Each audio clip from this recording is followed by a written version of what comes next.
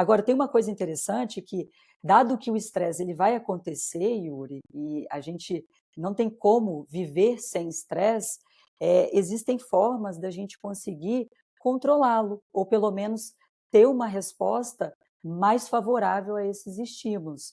Então, por exemplo, a prática de atividade física de maneira regular, ela é um forte aliado no manejo dessa nossa resposta do organismo ao estresse. Por que isso Assim acontece, como Dani? Por que isso acontece? Porque isso é uma coisa magnífica, é importante para todo mundo. A gente vê todo mundo falando muito assim, não, vai fazer esporte, vai fazer esporte. Mas o que que acontece? O que que o esporte vai fazendo com você que vai gerando essa melhora na reação ao estresse?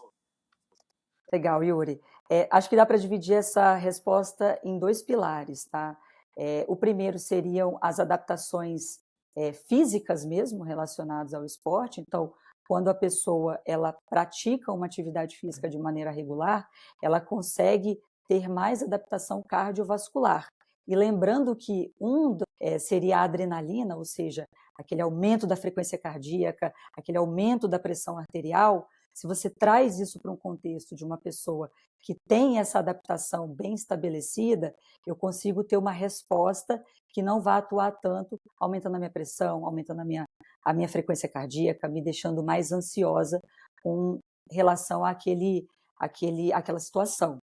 Então, esse seria o lado físico do manejo do estresse. Agora, tem um lado psicológico também, o Yuri, que a pessoa que pratica atividade física, ela consegue estruturar ou trazer uma neuroplasticidade, onde ela tem mais adaptação e ela tem um limiar maior daquilo que seria o processo que trouxe o estresse para ela.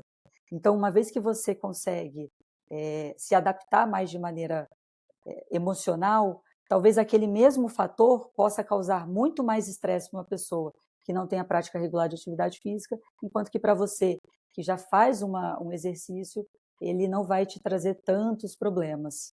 Ah, perfeito. João, quando a gente fala em toda a parte química também, a gente pode pensar também tanto no diagnóstico como uma intervenção medicamentosa. E aí, onde a gente pode ver que, como que a gente pode literalmente saber se existe a possibilidade de uma intervenção medicamentosa ou não há necessidade? Quais são esses limites? Quais as medicações que a gente pode falar? Isso, Yuri, vai ser sempre tomada essa decisão, primeiro em comum acordo Uhum. entre o médico especialista e o paciente. Eu acredito muito que nós somos advogados da saúde do paciente. Então, as decisões elas nunca devem partir somente do médico, e lido isso diariamente com os meus pacientes.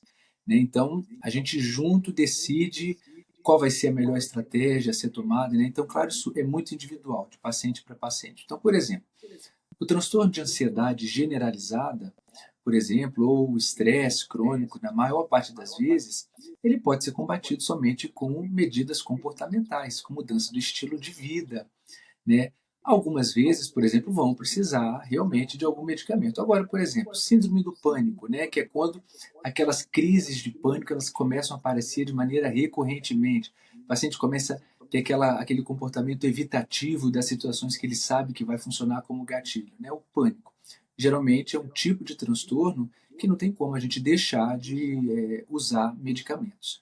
Né? Mas em relação ao estresse, o que mais estressa, né, as pessoas, assim, no meu ponto de vista? O trânsito, acho que está na pole position aí, e um muito importante, a determinada característica de alguma pessoa próxima. Você já reparou, a gente se relaciona muitas vezes com a expectativa que a gente tem sobre a outra pessoa e não com a realidade dela.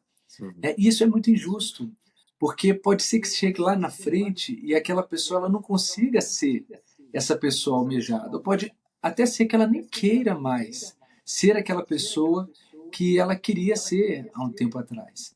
E, por outro lado, a gente está sempre se relacionando com uma pessoa que não é a realidade dela. A gente está vivendo uma fantasia, a gente constrói a nossa vida com base em uma pessoa que, na verdade, nunca existiu.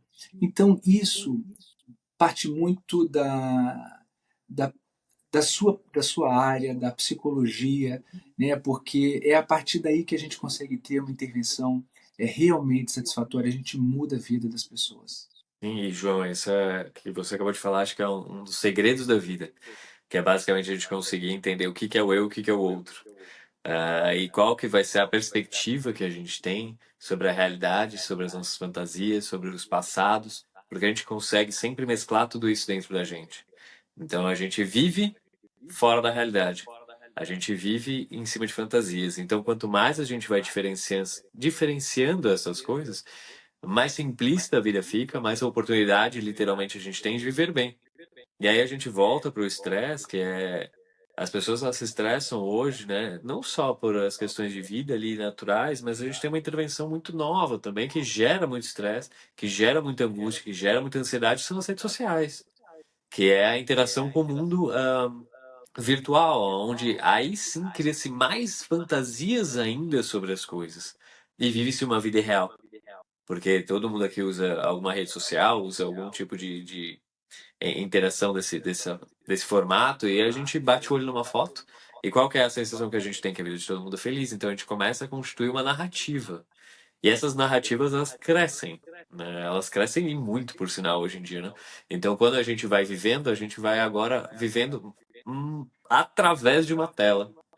E essa através de uma tela é uma coisa que me preocupa muito, porque a gente está o tempo todo, que nem a Dani falou, estressado em receber um e-mail, né?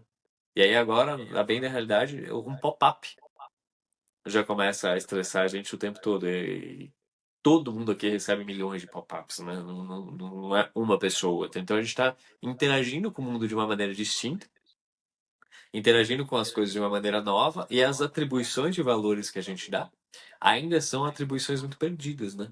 São atribuições das quais a gente não consegue ir para frente.